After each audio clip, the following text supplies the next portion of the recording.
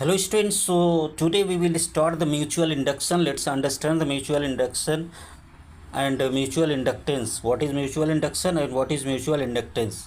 So first of all, mutual induction. The phenomena of inducing current in the secondary coil due to change in current in the primary coil is called mutual induction. Actually, we took two coils. One is called the primary coil and other is called the secondary coil. For example, we take a coil. This is a primary coil, and primary coil is connected to the battery, and there is a secondary coil, and this secondary coil is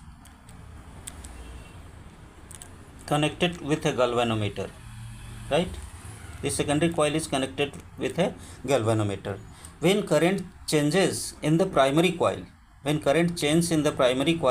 then an EMF is induced in the secondary coil. This phenomena is called mutual induction. That is, this is the primary coil and this one is the secondary coil. Thus, the phenomena of inducing EMF in the secondary coil, due to changing current in the primary coil is called mutual induction, right. Secondary coil में current EMF induce करना primary coil में changing current के कारण, यानी primary coil में यदि changing current, इस primary coil में अगर चेंजिंग करंट फ्लो हो रहा है तो सेकेंडरी कॉइल में ईएमएफ इंड्यूस होता है. इसी घटना को हम लोग कहते हैं म्यूचुअल इंडक्शन. क्लियर है. तो प्राइमरी कॉइल में सेकेंडरी कॉइल में ईएमएफ इंड्यूस करना, जबकि किस कारण, प्राइमरी कॉइल के चेंजिंग करंट के कारण, इस घटना को हम क्या कहते हैं, म्यूचुअल इंडक्शन कहते हैं. तो I hope mutual induction clear होगा. यानी कि inducing the EMF in secondary coil due to the changing current in the primary coil is called the mutual induction. ये था म्यूचुअल इंडक्शन. अब इसका डेरिवेशन करेंगे, म्यूचुअल इंडक्टेंस क्या होता है. तो अब ज़रा देखें कि इसमें जितना ज़्यादा करंट चेंज होगा उतना ही ज़्यादा इस क्या होगा, फ्लक्स चेंज होगा. यानी कि जो फ्लक्स होगा it is directly proportional to the current in the primary coil. तो हम मान लेते हैं कि प्राइमरी कॉइल में हमारी जो करंट है वो आई फ्लो हो रही है. प्राइमरी कॉइल में करंट कितनी फ्लो हो रही है, आई फ्लो हो रही है. Then flux phi will be directly proportional to the I. Clear है. जो फ्लक्स होगा it will be directly proportional to the phi, यानी इससे जो लिंक, जो सेकेंडरी कॉइल से लिंक फ्लक्स होगा वो क्या होगा, डायरेक्टली प्रोपोर्शनल होगा किसके, flux change in magnetic coil. ये प्राइमरी कॉइल में जितनी भी करंट चेंज होगा तो फ्लक्स है उसी डायरेक्टली, यानी कि phi will be directly proportional to the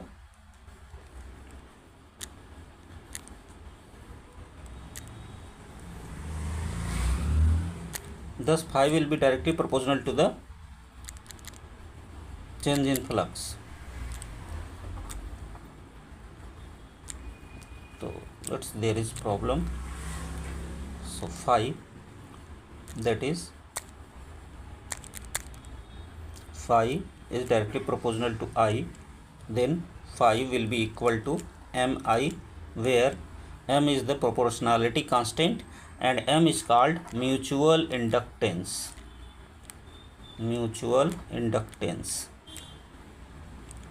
So mutual inductance is a constant. Mutual inductance क्या है, कांस्टेंट है. Let's understand.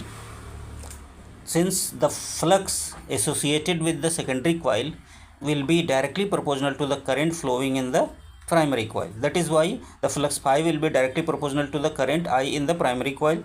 So phi directly proportional to I, that is why phi will be equal to mi, where m is a proportionality constant and it is called mutual inductance. तो many times mutual induction और mutual inductance को आप एक ही समझते हो, तो दोनों को क्लैरिफाई कर लेना है. म्यूचुअल इंडक्शन एक घटना है जिसमें सेकेंडरी कॉइल में करंट इंड्यूस होता है प्राइमरी कॉइल में चेंजिंग करंट के कारण, और म्यूचुअल इंडक्टेंस एक कांस्टेंट होता है. म्यूचुअल इंडक्टेंस क्या होता है, कांस्टेंट होता है. अगर म्यूचुअल इंडक्टेंस को अभी हमें डिफाइन करना हो तो हम करंट को यदि हम 1 मान लेते हैं, करंट को क्या मान ले, 1 मान लेते हैं. तो यानी कि if 1 ampere current is flowing in the primary coil, then the flux associated, उस टाइम में क्या होगा, फाई इज इक्वल टू क्या हो जाएगा, एम हो जाएगा.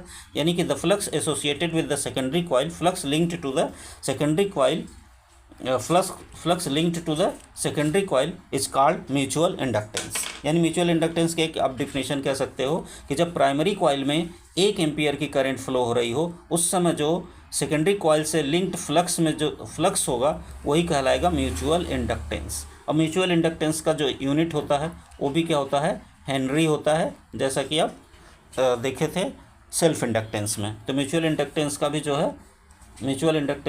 है यूनिट क्या होता है, यही होता है।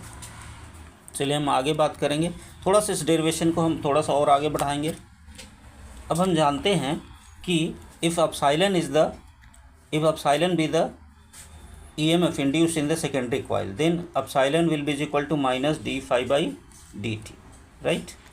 तो ऐसे केस में epsilon will be equal to minus d by dt of phi की जो वैल्यू है वो है mi, राइट? अभी भी देखा ना, phi is equal to mi, minus नहीं, सॉरी यहाँ माइनस नहीं है। तो इस तरह से epsilon will be equal to minus m di by dt, m constant है, बाहर आ जाएगा। तो epsilon will be equal to minus m di by dt, यानी कि इस तरह से EMF का एक फार्मूला में निकल करके आ गया जो EMF इंड्यूस होगा सेकेंडरी कॉइल में, उसके लिए कि epsilon is equal to minus m di by dt, जहाँ m क्या है, म्यूचुअल इंडक्टेंस है, ठीक है। I is the current flowing in the primary coil. तो यानी कि ये di by dt क्या है, ज़रा देखें। तो अब यहाँ से डिफिनीशन हम निकाल सकते हैं। यदि हम कह दें कि di by dt, if you say that di by dt is equal to unit di by dt, that is rate of change of current in the primary coil is 1 ampere per second, that is unit. If the rate of change of current in the primary coil is unity, at that time the EMF induced in the secondary coil will call the mutual inductance, क्योंकि di by dt जो हो जाएगा वो कितना हो गया, 1 हो गया। तो एप्सिलॉन इक्वल टू कितना हो जाएगा, m या माइनस m का है।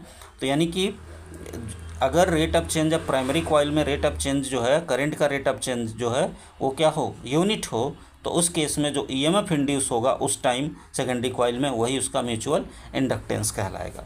तो ये दूसरी डिफिनीशन हो गई म्यूचुअल इंडक्टेंस की, यानी if the rate of change of current in the primary coil is unit, at that time the EMF induce in the secondary coil is called mutual inductance of the coils. तो ये हो गया आपका mutual inductance के बारे में। तो I hope कि you understand all the things about mutual inductance. एक बार फिर से मैं रिपीट कर देता हूँ वंस अगेन।